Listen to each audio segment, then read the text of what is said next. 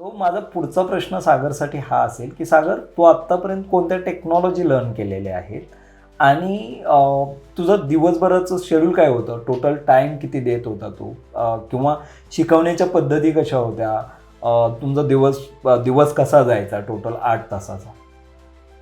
मी first Aundh ब्रांचला join केलेलं होतं code first. तर तिथे मी सकाळी 9 वाजता जायचो.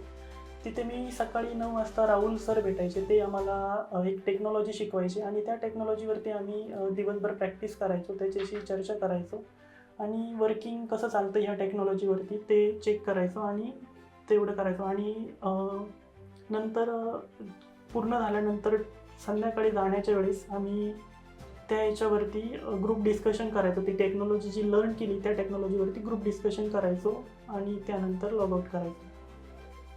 आणि त्यानंतर प्रत्येक मंडेला आमचं प्रेझेंटेशन असायचं की या वीकमध्ये आम्ही पूर्ण काय शिकलो आहे त्यावरती आम्ही प्रेझेंटेशन द्यायचं. आय टी इंडस्ट्री जी आहे ती आय टी इंडस्ट्री मोस्टली एका फॉर्म्युलेवरती चालते किंवा साधारण या फॉर्म्युलेवरती चालू शकते, KCC, नॉलेज, कम्युनिकेशन आणि कॉन्फिडन्स.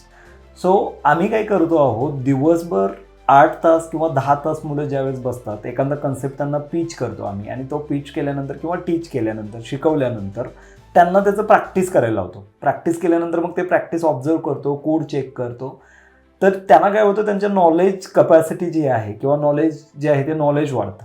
जसं नॉलेज गेन होत जाते तसा त्यांचा कॉन्फिडन्स, नॉलेजच्या बेसिसवरती कॉन्फिडन्स बूस्ट होत जातो.